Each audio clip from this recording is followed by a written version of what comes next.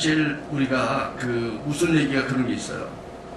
어떤 젊은이가 아주 근사한 호텔에 아주 참맞게 너무 정적이 좋은 호텔을 미리 예약해갖고 그날 날짜를 온 거예요.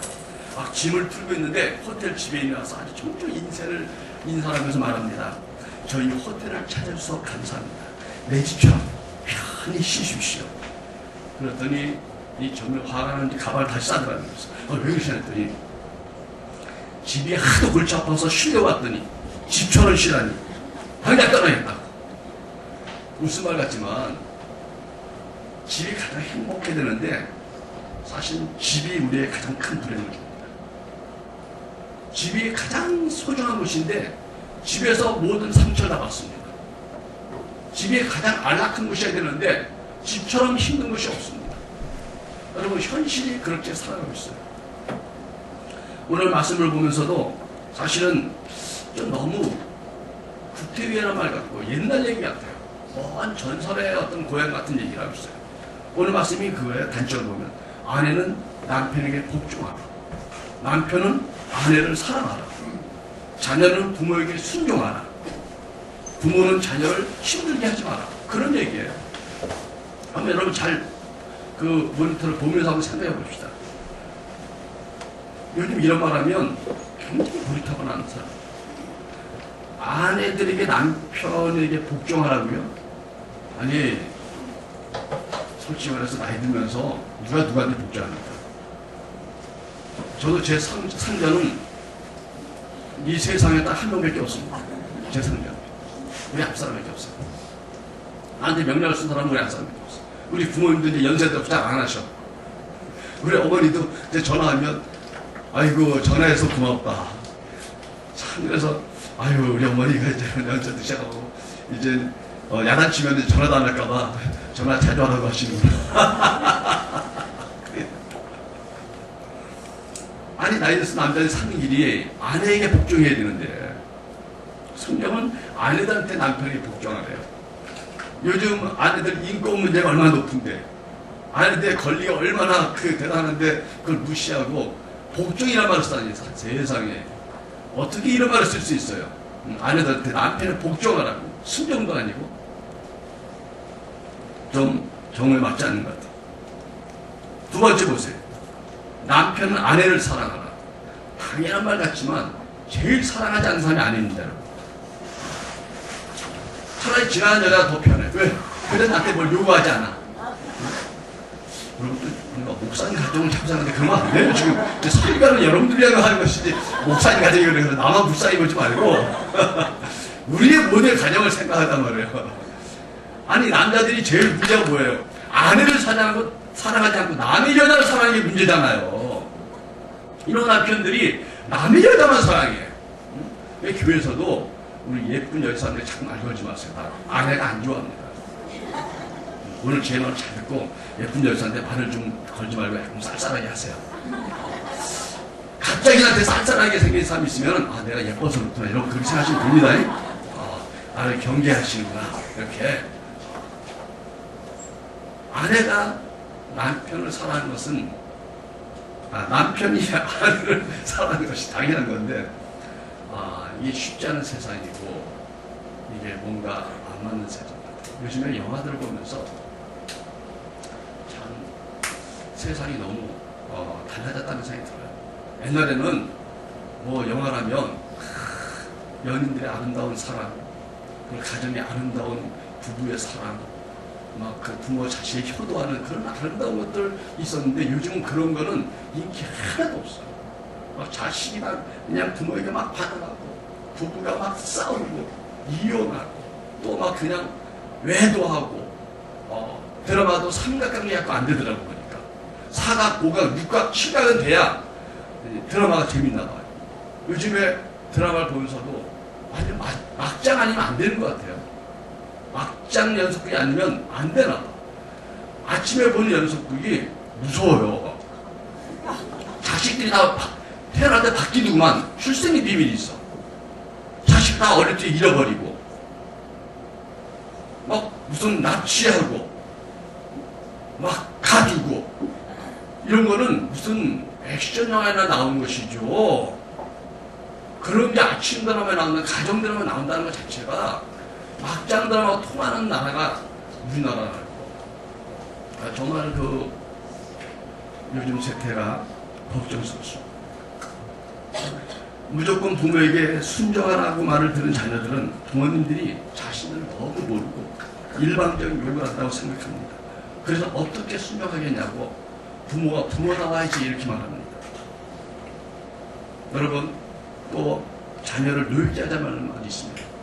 너무 심하게 야단쳐서 낙심하지 말게 하라는 얘기가 있습니다. 자식들이 약하게 얘기하고 됩니까? 세게 얘기하고 심하게 야단을 쳐야 조금 말을 듣죠. 요즘 세상이 그렇잖아요. 요즘 자식들이 말을 들어요. 말 안 듣죠. 그 사람 때리자니 이것도 더 빗나갈까봐. 정말 속상하게 부모들이죠. 여러분, 성경 말씀이 다 옳은 말씀인데 이 말씀을 그대로 지키며 살고 지키는 사는 가정이 있느냐 본다면 정말 세대에 맞지 않는 그런 느낌을 받고 있습니다. 그런데 여러분, 성경은 이거를 우리에게 요구하고 있어요. 바울은 이걸 우리에게 말하고 있는 거예요. 이 말을 하면 많은 사람들이 반바로 현실에 맞지 않는다고 하는데 이 말을 오늘 우리에게 주고 있는 바울의 심정은 무엇이고 하나님의 의도는 무엇입니까? 여러분, 이런 말씀은 단 한마디로 말하면 가정을 살리려고 하는 하나님의 말씀입니다. 우리가 가정을 바르게 세워둔다면 바른 가정이 무엇인가? 올바른 가정이 무엇인가? 제대로 된 가정이 무엇인가? 우리 가정을 이렇게 만들면 산다는 기준이 무엇인가 분명해야 그리하죠. 내가 아내랑 계속 싸워야 될까? 이혼해버릴까? 에이, 그냥 맞바람을 칠까? 많은 갈등 속에서 어떤 게 옳은지 답을 모르잖아요, 인생이. 답을 알면 어쨌든 그 답을 향해서 무조건 되든 안 해보겠는데 답을 모르는 게 인생이에요. 그런데 성경이 바로 그걸 말하는 거예요. 이게 답이다. 올바른 가정이 이게 바로 답이다. 너희들이 힘들어도 이렇게만 하면 가정 산다. 힘들어도 이 길로만 갈 수가 있다면 너희 가정 언젠간 되고 그 얘기입니다. 여러분, 우리 시간을 보면 우리는 교회에서 평생 동안 열심히 교회 다닌 것 같아도 1~2%밖에는 시간을 투자하지 않습니다. 직장이나 학교에서 한 16%, 20% 이내랍니다. 대개 가정에서 80% 이상의 시간을 갖는다는 거예요. 잠자는 시간만 해도 많이 있죠. 밥 먹는 시간만 해도 시간 아니겠어요? 가정에서 많이 지나가는 거예요. 요즘 가정이 소중해졌어요. 그래서 휴일도 이제는 토요일은 다 쉬지 않습니까? 과거에 우리나라 어려울 때 토요일날 쉬는 직장 없었습니다. 주일도 잘 못 쉬었습니다. 일하리라. 근데 지금은 이제 토요일도 쉬고 휴일도 쉬잖아요. 쉬는데 뭐 그날 일부러 일하러 나가겠어요? 어쨌든 가족끼리 어울려야 되죠. 많은 시간이 가족과 함께 있어요. 그래서 오늘 말씀 제목을 83%로 했어요. 83%. 어느 통계자를 보니까 가정에서 이루어지는 시간이 83%라는 거예요. 우리 가정의 회복은 83%였어요. 83%의 시간을 어떻게 쓰느냐, 우리가 어떤 관계를 맺느냐, 어떤 대화를 하느냐, 이것이 우리의 행복이라는 거예요. 그래서 여러분, 가정이 무너지면 삶 전체가 위기가 오는 거예요. 가정이 회복돼야 우리나라에 미래가 있을 줄 믿습니다. 여러분, 그래서 이 가정이 회복되려면 가정 구성원들이 서로가 서로대로 헌신을 해야 돼요. 헌신. 여기 헌신한 말은 양보나 인내, 관용 이런 정도가 아니라 오늘 우리 읽은 23절 말씀 보니까 마지막 절로 뭐라 했냐면 무슨 일을 하든지 마음을 다하여 주께 하듯 하고 사람에게 하지 말라. 이 말을 우리 가족에게 바꿔서 말하면 한번 모니터에 좀 읽어볼까요? 같이 읽습니다. 시작. 가족들 모두가 무슨 일을 하는지 마음을 다하여 주께 하듯 하고 사람에게 하지 않을 때 비로소 관계가 회복되고 가정이 살아납니다. 주께 하듯 하란 말은 예수님의 심정을 가지고 상대를 먼저 생각할 때 관계가 살아난다는 거예요. 여러분, 우리가 예수님 하지만 예수님을 볼까요? 예수님은 그분은 자신이 먼저 복종하고 먼저 사랑했습니다. 우리가 잘하면, 우리가 바르게 살면 그분이 나에게 잘해준 게 아니라 우리가 죄인으로 그냥 살고 있고 내가 죄 짓는 것도 모르고 그냥 내 마음대로 살고 있을 때 주님은 나를 먼저 사랑했고 그분이 나를 위해 먼저 자신을 복종시켰습니다.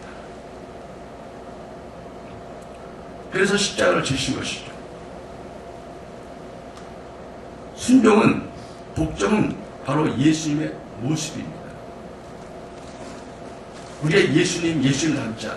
이 표현은 예수님의 삶의 모습을 담자, 예수님의 삶의 자세를 담자, 예수님이 살아왔던 그 삶을 담자는 얘기인데 그 예수님의 삶 자체는 복종이고 순종입니다.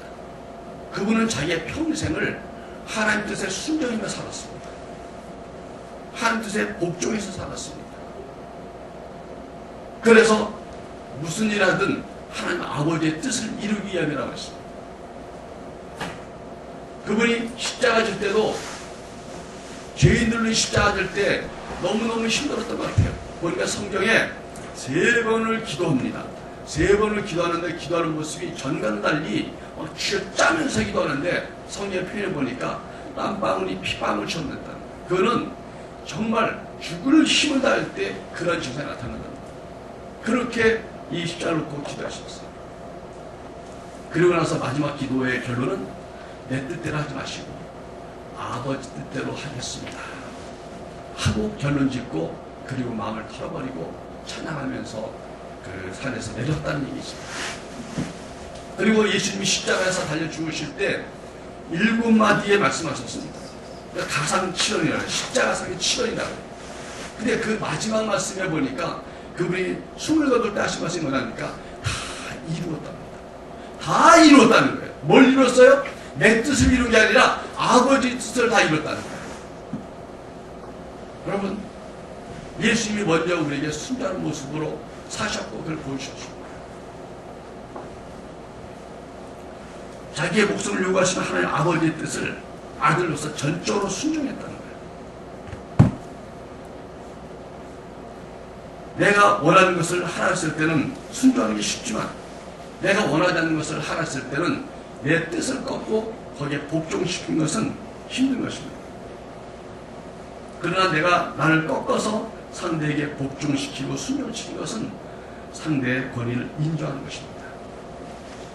우리가 부모의 권위를 무시하거나 가볍게 여기는 자는 순종할 수가 없습니다. 부모 말이 가볍게 들면 순종이 안 돼요. 부모의 권위는 강압적이고 강제지 않습니다. 여러분, 자녀에게 부모에게 순종하는 얘기는 어릴 적의 얘기만 아니에요. 어릴 적에는 별거 아닌 거 시키죠. 시골을 좀 갔다 와라. 너 공부 좀 해라. 그렇지만 사실 나이 들어서 순종이 더 어렵습니다. 나이 들면요, 살다 보니까 형제들 다 컸어요. 다 큰 형제들이 결혼을 삽니다. 그런데 살다 보면 형제끼리 의가 갈라지고 마음이 상처가 돼요. 그래서 안 만나고 살고 멀어져 살아. 부모 마음은 그걸 볼 때 얼마나 아프겠어요. 야, 형제끼리 좀 화목하게 살아라. 말이 쉽죠. 십수년 동안, 몇십 년 동안 살면서 갈라진 사이를 화목하게 만드는 순종은 어렵습니다. 어쩌다 만났을 때 말 한번 쉽게 부드럽게 할 수 없습니다. 그 순종 쉬운 게 아니에요. 그러나 순종할 때, 그 뜻을 순종할 때 부모의 권위가 세워진 것이고 그것이 성경 말씀 이루신 것이고 그게 올바른 가정인 것입니다. 언젠가 우리의 자녀들도 내가 한 걸 보고 그대로 따라할 겁니다. 여러분, 유전이라는 것은 이 육체의 DNA 세포의 유전만이 아니에요. 삶의 모습도 유전됩니다. 그래서 어떤 집은 보면요, 위가 안 좋은 가정은 이상하게 위가 계속 안 좋더라고요. 혈압이 높은 집안은 어떤 혈압이, 어떤 집은 일찍 죽어 남자들이 일찍 죽는 집이 있어요. 이상하게 어떤 집은 대다가 무너져. 이상한 유전이 있어요. 이건 성경에도 나오지만 상담학자들도 인정하는 겁니다. 세대 간의 어떤 그 유전이 있다는 거예요. 의사들도 말하잖아요. 당신 집안에 이 병을 아는 사람이 있습니까? 병력에도 유전이 있다는 거예요. 뭐 태어날 때도 안세포를 갖고 태어나나요? 아니죠. 그런데 이 사람이 살다 보니까 부모의 병이 유전되고 있어. 뭔가 우리 삶이 유전되고 있어. 제 친구가 잘생겼어. 키도 한 우리 나이대에서는 적지 않아요. 아니면 한 76은 됐어요. 근데 이 친구가 잘생기고 목소리도 좋아요. 근데 내가 너 말을 하지 마라. 말을 하면 안 된다. 말하자면 가만히 있으면 넌 최고다. 말을 하면요, 앞에 윗니 두 개가, 아랫니 두 개가 전니 같아. 딱 우습고 이렇게 이빨을 보면 다 이빨이 큰데 앞에 두 개만 이렇게 귀같이 귀이빨처럼 그래서 야, 너 이빨이 왜 이래? 했더니 유전이래. 이야, 참, 그래서 하나님 공평하시다. 저 녀석은 키도 크고 잘생기고 그냥 옆에 있으면 갑자기 열등감이 느껴지는데 웃기만 하면 내가 괜찮아. 그걸 3대 발견하고 흰 유전이래. 참, 여러분, 이 부모를 닮아가는 게 자녀예요. 그러니까 내가 부모에게 불순종하면요, 언젠간 내 자녀들도 나에게 불순종해요. 결국 가정이라는 것은 정말 어떤 가정을 만드냐에 따라서 그 좋은 가정이 그것도 유전되는 것이고, 나쁜 가정 만드는 그것도 유전되는 것 같아요. 여러분, 자녀를 노엽게 하지 말라 그랬습니다. 우리 예수님도 노한 적이 없습니다. 물론 성전에서 아주 매매하고 아주 장사꾼들이 잘못하는 타협청을 보고 화를 낸 적은 있고, 또 하나님의 말씀을 어기는 자들에 대해서 지적을 강하게 한 적은 있었지만, 그러나 인간적인 감정에 흥분해갖고 제풀에 못 이겨서 자기 성격상의 다혈질 기질로 노하신 적이 없습니다. 그분은 자신의 제자들이 자신을 배신하고 버리고 부인하고 또 실망시켰을 때도 결코 크게 노하지 않았습니다. 감정을 드러내지 않았습니다. 그걸 야단도 치고 책망도 하고 교육을 시켰지만, 그러나 감정을 좀 대하지 않았습니다. 제자들을 노엽게 한 것이 아니라 제자들은 예수의 책망을 들을 때 자책을 느꼈고 깨달았고 돌이키는 그런 교육적인 결과를 가져왔지, 그 제자들의 마음을 상하게 하거나 분노케 하지 않았습니다. 사랑하는 성도 여러분, 우리 주변에서 가정의 문제로 사회에서 외면당하고 아주 질타의 대상이 되었던 사람들을 우리는 볼 수 있습니다. 이들의 공통된 문제가 있습니다. 한번 제가 모니터 띄워보겠습니다. 이들의 문제는 뭡니까? 첫째는 더 많이 더 바꿔보세요. 그 뒤에 적대감이 가족들 간에 존재합니다. 이 안 되는 가정, 문제 있는 가정을 보면요, 가족들끼리 서로 대한 적대감이 있어요. 분노가 있어요, 항상. 그래서 말을 할 때마다 분노가 묻어나요. 그것이 또 상대에게 전달되기 때문에 상대도 같이 대하는 것이 그렇게 편하지 않습니다. 두 번째로, 서로 존중할 줄 모릅니다. 말에서 인격이 나옵니다. 말 한마디를 들으면 그 사람 인격이 느껴지는 거예요. 사기꾼 외에는 대개는 말에서 인격이 묻어나옵니다. 그래서 그 사람 말을 조금만 들으면, 한 1, 2분만 들으면 그 사람 인격과 성품이 느껴집니다. 존중할 줄 몰라요.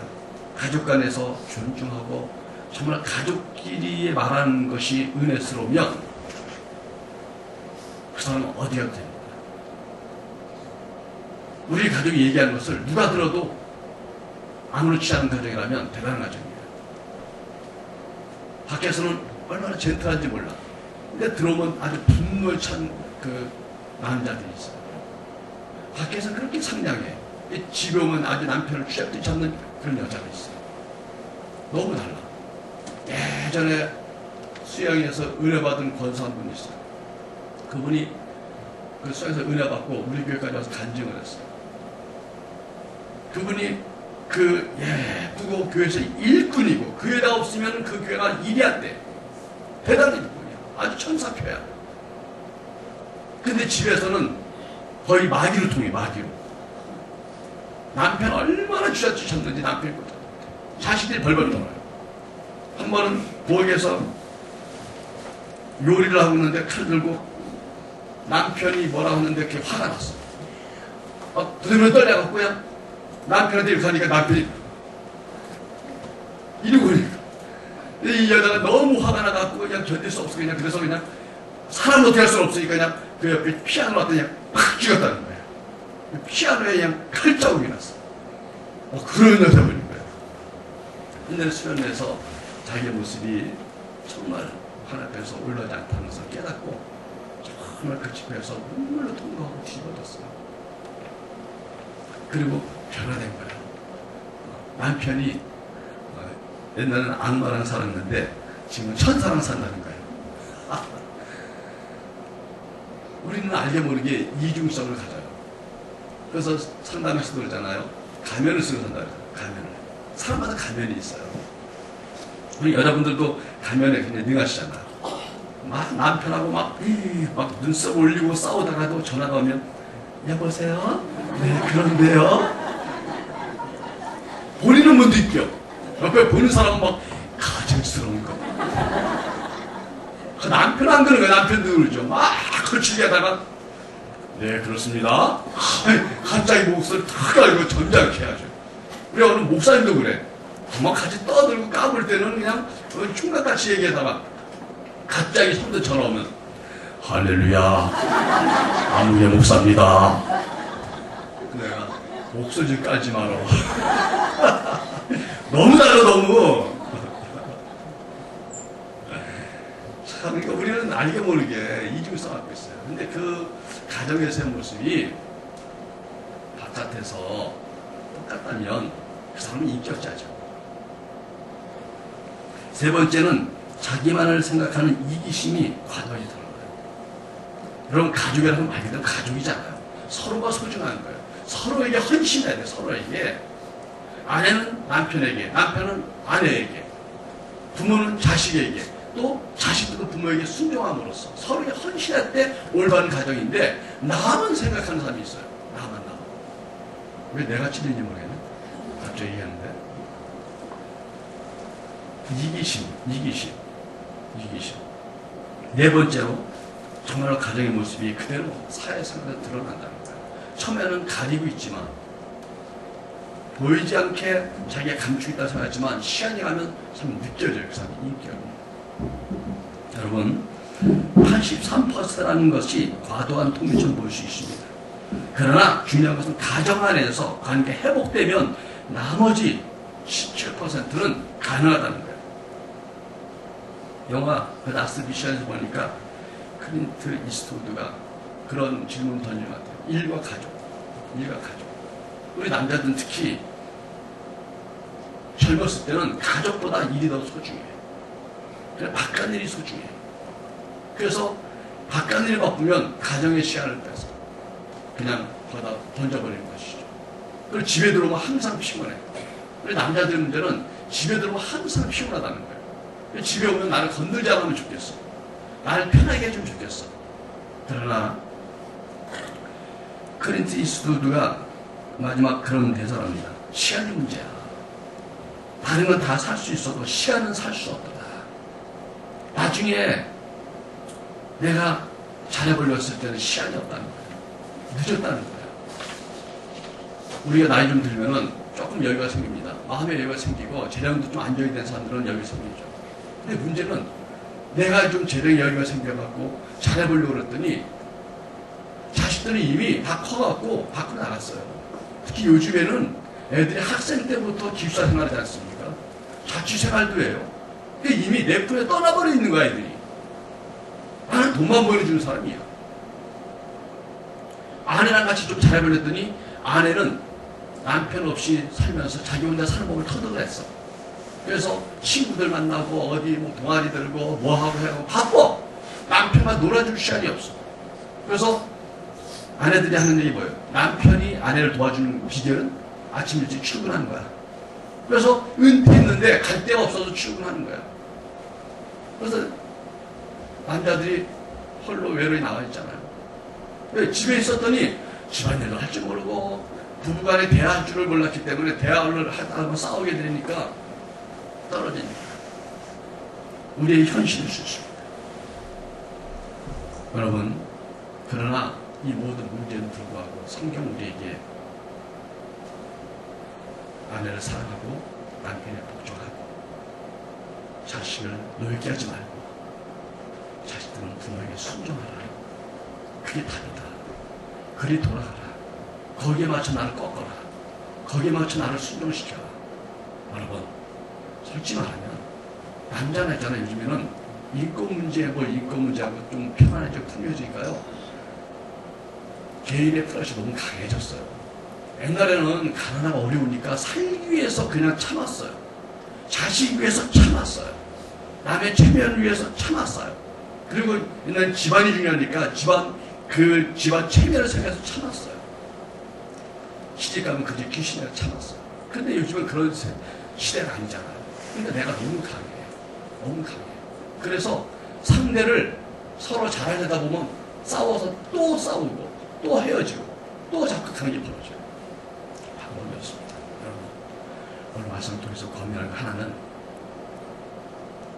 상대에게 내가 꺾인다 생각하지 말고 하나님의 말씀에 순종하고 내가 당신 때문이 아니라 하나님의 말씀에 순종해서 나를 꺾어버립니다. 그 마음으로 나를 꺾어야 될 줄 믿습니다. 하나님의 말씀을 꺾을 수 있잖아요. 하나님의 말씀 외에는 순종해 볼 수 있잖아요. 왜? 전능하신 하나님이시니까. 이 세상을 창조하신 지혜로운 하나님이시니까. 그분의 말씀이 정말 옳다면 꺾어봐야죠. 꺾어봐야죠. 여러분, 우리가 쉽게 꺾여요. 생각보다. 아주 대단한 남자가 있어요. 막 그냥 음식도 안 가려. 근데 어느 날에 딱 꺾여갖고 음식을 싹 가리더라고. 왜 그러냐 했더니 의사 한 마디. 암입니다. 그래서 딱 꺾였어 그냥 그날. 폐결핵입니다. 그날 담배를 딱 끊어. 원래 안 끊는 사람은 가끔 있죠. 그날 거의는 다 꺾여. 뭔가 결정적인 일이 터지면 꺾여야 살기 때문에.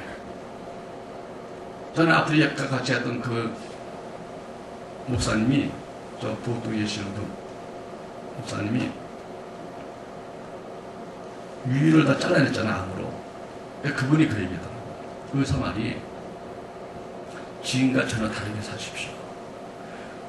좋아하던 거 그대로 먹으면 죽습니다. 지금 살던 방법대로 그대로 살면 죽습니다. 싹 바꿔야 됩니다. 하다못해 집을 바꾸든 환경을 바꾸든 집을 못 바꾸면 도배도 바꾸십시오. 하여튼 다 바꿔야 된다는 거예요. 삶 자체를 바꾸지 않으면 왜? 지금같이 살아와서 죽을 병이 걸렸습니까? 싹 바꾸지 않으면 안 됩니다. 여러분, 우리 가정을 회복시키는 것도 바꾸지 않으면 안 되잖아요. 바뀌지 않으면 안 되잖아요. 내가 꺾이지 않으면 안 되잖아요.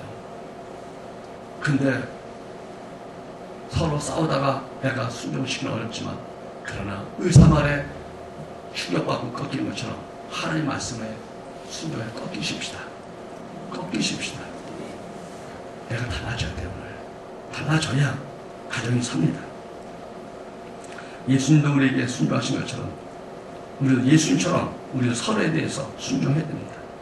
하나님은 가정을 통해서 이 땅에 축복을 주십니다. 하나의 축복, 우리가 말하는 축복, 복 그런데 복이 어디 있는 거예요, 여러분? 다 죽고 나 혼자서 우리 가족에 살아서 내 통장에 돈만 많으면 복이에요? 아니요. 가족이 행복한 게 복이잖아요. 자식이 잘 되는 게 복이고 부부가 화목한 게 복이잖아요. 내 가정이 살면 여러분 다 살릴 수 있어요. 그래서 한번 첫째, 우리 회복할 수 있는 기회, 첫째, 회복의 중심에 내가 있으면 안 된다. 여러분, 내가 바뀌기 위해서는 내가 내 가정의 중심이 되면 안 돼요. 이걸 할 때 내가 한다고 생각하면 안 됩니다. 내가 꺾이고 상대를 내가 존중하고 그렇게 할 때 된다는 것입니다. 둘째, 예수님의 모습으로 예수님을 대하듯이 서로 노력해야 돼요. 내 여자다, 내 남편이다, 내 자식이다 이러지 말고 나라는 말 정말 하나님이 주신 남편, 하나님이 주신 아내, 하나님 나에게 주신 자식, 하나님 나에게 주신 부모님, 그런 마음으로 예수님을 대하듯이 노력해야 됩니다. 셋째, 하나님은 반드시 가정을 통하여 이 땅에 복을 주신다는 거예요. 내 가정이 복된 가정이 돼야 내가 사업이 잘 되는 그 복이 가정에서 행복으로 나타날 때 그 사업에 그 축복이 있는 것이죠. 사업은 잘 됐는데 가정은 깨졌어. 그건 축복이 아니죠. 사업 때문에 가정이 깨진 거예요. 사업 잘 되려고 하다가 깨져버린 거예요. 그게 아니죠. 가정이 잘 돼야 하나님이 복 주신 복의 결론이고 열매인 줄 믿습니다. 여러분, 그래서 우리도 우리 가정을 향하신 하나님의 기대를 기억하십시오.